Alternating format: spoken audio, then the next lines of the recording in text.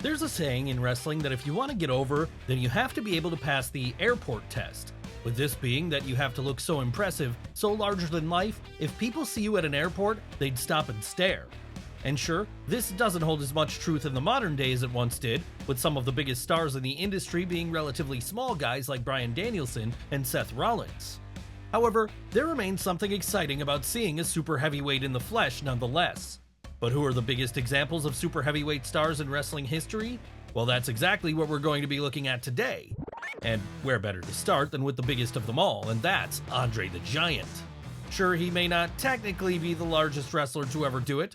No, that would be Giant Gonzalez. But if you ask any stranger on the street to name a giant in wrestling, then they'll likely name Andre.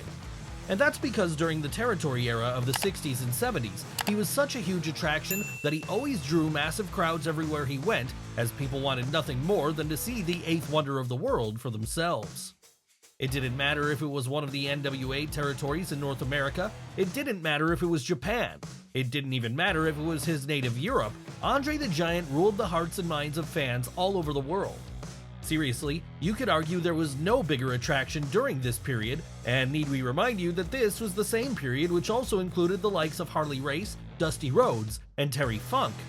And as if that weren't enough reason for him to be considered arguably the greatest super heavyweight in the industry's history, there's also the fact that, at WrestleMania 3 in March of 1987, he took part in what may very well be the most iconic match of all time, when he clashed with Hulk Hogan over the WWF title in front of what was, at the time, the largest crowd ever assembled for such an event. Hell, the moment he was body slammed by the Hulkster towards the close of the bout is still something which is regularly replayed to this day, and has been held up as a defining moment of wrestling. So for that reason alone, Andre has to be way up at the top of the list of anyone's favorite super heavyweights. Sadly though, it wouldn't be long after this when the condition which made him so big, gigantism, also led to his death at just 46 years old. And that meant we'd never get to see what he might have been able to do against a whole new generation of performers such as Stone Cold Steve Austin, The Rock, or Mick Foley. But while we never got to see this, we did at least get to see another super heavyweight mix it up with each of those guys, and as it happened, that performer was at one point billed as the kayfabe son of Andre. Yes, it's time to talk about the modern day legend that is The Big Show. Why was The Big Show billed as Andre's son so early on in his career? Well, because with him being legitimately 7 feet tall, he was almost as large as the Frenchman. Hell, he even has the same medical condition as him, the very condition which led to him growing to such a huge size. So when Hulk Hogan was looking for a new opponent once he joined WCW during the mid-90s then, it only made sense he'd enlist Paul White to play that role of the child of one of his greatest rivals after he met him in a basketball game. But while this was how things got started for the South Carolinian, by the time he joined WWF in 1999, he'd be his own man entirely, with no further reference being made to his kayfabe family lineage. And that allowed Big Show to finally blossom into the performer he'd always knew he could be, so much so that over the course of the next few years, he'd win the WWF title on 2 separate occasions. Then, once that was over, he'd move to just about every other division under the sun and win gold there too, with him at this current point in time being a former World Heavyweight, Intercontinental, United States, Hardcore, and Tag Team Champion. And even now, 3 decades into his career, it's not like he's done quite yet, as on a recent episode of AEW Dynamite, he hit the ring once more to partner up with Kenny Omega, Chris Jericho, and Kota Ibushi to take on the Don Callis family of Konosuke Takeshita, Powerhouse Hobbs, Sammy Guevara, and Kyle Fletcher. Yes, in 2023, Paul White and Kota Ibushi shared a ring together, and if that doesn't sum up how wild wrestling has gotten, then we don't know what does. Not that it wasn't wild back during the turn of the millennium too, though, it was just wild in a different way then. Wild in a way where a 400-pound Samoan got hugely over by rubbing his booty in people's faces. That's right, we're talking about Rikishi. Of course, the hilarity of the stink face wasn't the only reason fans fell in love with Rikishi back in the late 90s and early 2000s. No, it was also the fact that he was just so entertaining, so willing to do whatever it took to entertain people, it became impossible not to get behind him. Hell, if he wasn't destroying opponents in the ring, he was using it as his own personal dance floor, something he usually did with his 2 cool stablemates, Scotty 2 Hotty and Grandmaster Sexay. And perhaps even more than his matches, it was his dance breaks which became a staple of the era. Sure, things did eventually start going downhill for the San Francisco native once WWF made the baffling decision to turn him heel in 2000, a character change precisely no one was pining to see. But none of that can take away from the fact that he was such a big deal before this. And it also can't take away from the fact that he was able to get over in prior eras too, when he worked as Fatu, one half of the Head Shrinkers. That said, given his membership in the famed Anoa'i family, perhaps none of Rikishi's successes should come as a surprise. After all, there must be something in the water in Samoa given how many stars have been produced from that country. In fact, Rikishi isn't the only super heavyweight Samoan from this lineage who's earned a spot in our video today. No, we'd be remiss if we didn't also talk about his cousin, Yokozuna. Now, Yokozuna is one of the more interesting members of the Anoa'i family, as unlike his kin, he was never portrayed as being Samoan on screen. Rather, he'd instead be portrayed as a sumo wrestling champion who hailed from Japan. That's right, the man known to his friends as Rodney ran with this new gimmick and found huge levels of success in the process. Seriously, before the San Francisco native came along, you'd be hard-pressed to find a heel who dominated WWF so much outside of the days of superstar Billy Graham. And that was because, for the most part, it had been a babyface promotion where top good guys like Bruno Sammartino, Bob Backlund, and Hulk Hogan ruled the roost. Once Yokozuna first appeared on the scene in New York in late 1992, however, that paradigm would be well and truly shifted, as just a few months later he'd go on to beat Bret Hart for the gold. And once he did that, he'd hold on to the WWF title for the better part of the following year, minus the period he was hit by a hurricane named Hulkamania for a few months, of course. It didn't matter if it were Lex Luger, The Undertaker, or any number of opponents, they all fell to the champ in the end. Sadly though, this run on top would be brought to a crashing halt at WrestleMania 10 in March of 1994, as it was there that, after being softened up by Luger earlier on in the night, Yokozuna was able to be defeated by the Hitman. And now that he no longer had the title around his waist then, his downfall would be swift, as by the time the end of the year came, he'd be relegated to serving as a tag team act with Owen Hart, one who only ever really came in for the hot tag at the end. And there was a reason for this, and that reason was that his weight had by now gotten so out of control, he couldn't even get cleared to perform in many states. So, concerned about his health then, WWF chose to take him off the road until he shed some pounds, and not long after this in the year 2000, he'd tragically die from a pulmonary enema. Still though, none of this takes away from how great of a performer he was during his heyday. In fact, you could argue the only contender for a better super heavyweight at this point in time was the man they call Vader. Why might someone consider Vader to be even better than the mighty Yokozuna? Well, because he's got a solid claim to being the best big man the wrestling industry has ever produced. Seriously, whether it be his time in Japan where he caused a literal riot inside of Sumo Hall after he squashed Antonio Inoki, his run in World Championship Wrestling where he had legendary encounters against the likes of Sting, Cactus Jack, and Ric Flair, or his less successful period spent in WWF where, even if he wasn't at the top of the card for long, he still got to have some memorable bouts with Shawn Michaels, The Undertaker, and Kane, there was never a period when the Mastodon felt like anything less than a world beater. Even his subsequent spell back out east for All Japan saw him eat up gold like it was candy when he became both a two-time Triple Crown winner and the ultimate victor of the 1999 Champion Carnival, AJPW's version of the G1 Climax. So really, you could make a convincing argument that there was no world the Denver native wasn't able to conquer during his in-ring career. But then why wouldn't he be booked to be in such a position everywhere he went? After all, what other 450-pound men were out there doing moonsaults at the time? Yes, often performing like a cruiserweight despite his mammoth size certainly made Vader stand out. Hell, it kept him relevant all the way up into his later years when he was even getting to have a notable bout on the indie circuit with Will Ospreay. Sadly though, we'll never get to see such showdowns take place again, as the big man would die of complications related to congestive heart failure in 2018. But even if he is now gone, his legacy remains strong. And the exact same thing could be said for our next subject as it happens. Who are we talking about this time? Why, who else but Bam Bam Bigelow. Now, a moment ago we asked you all a question. What other 450-pound men were out there doing moonsaults in the 90s? And while technically Bam Bam was never quite that big, he wasn't far off, and so the fact that he was able to match Vader in this level of athleticism is a staggering feat. But that's not the only reason the Asbury Park native earned himself a spot on this video today. No, he also had that star aura which quite simply can't be taught.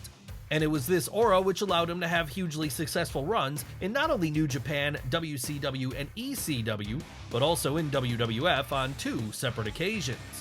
That's right, during his first go-round with the Fed in the late 80s, Bigelow got so over that he was often paired up with Hulk Hogan in tag team bouts all across the house show circuit.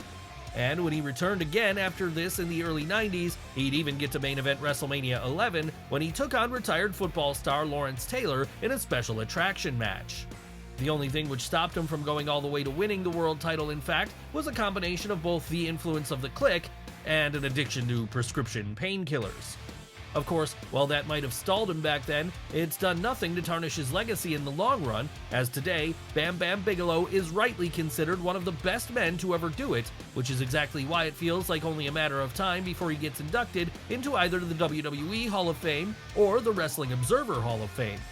Hell, if we had our way, he'd already be in both, but that's something we'll just have to wait patiently for right now, just as we'll also have to wait for the same thing for our next subject, and that's none other than Earthquake.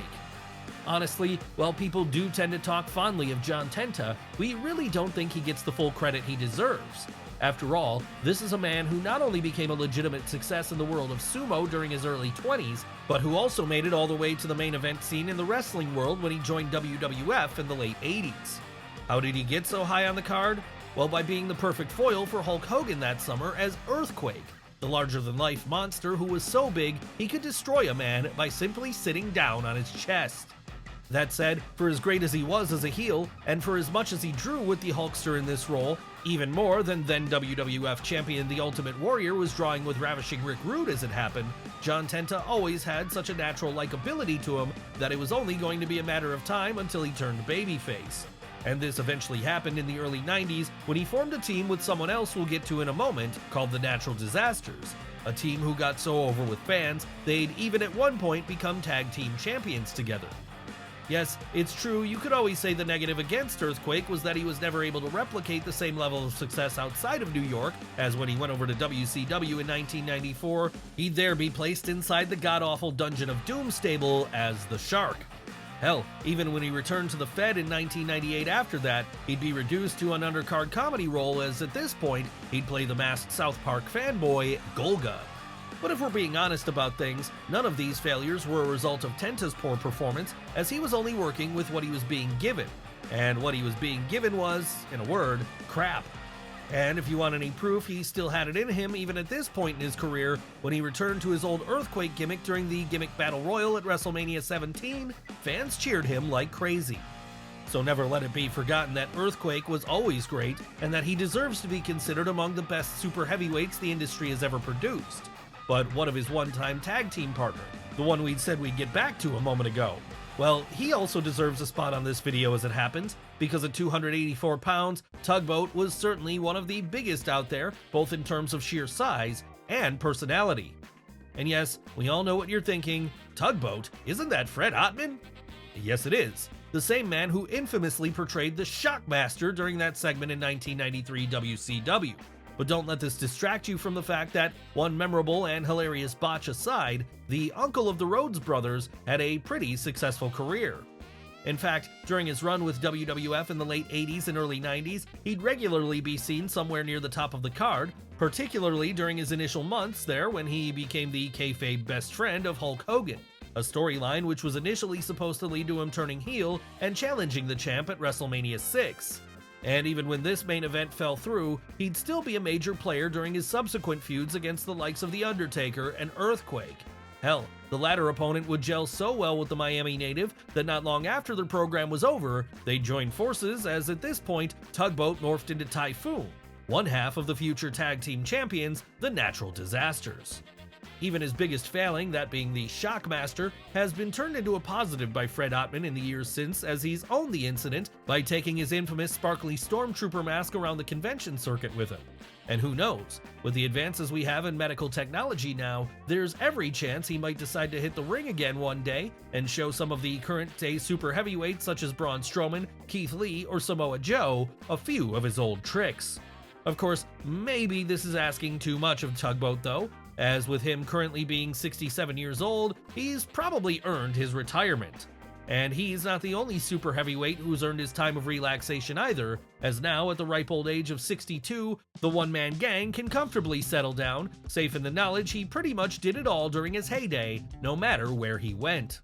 That's right, from his early years working for the likes of Mid-South Wrestling and World Class Championship Wrestling, all the way to his peak years during the late 80s as part of WWF, the one-man gang was always a force to be reckoned with, something which shouldn't come as a surprise given his huge size.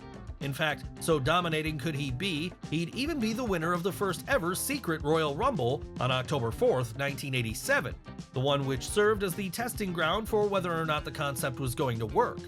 So if you're a fan of everyone's favorite gimmick bout then, you can at least to some degree thank the Chicago native, as he did his bit in helping to get it over that first time around. And that's not the only achievement which makes him one of wrestling's greatest super heavyweights.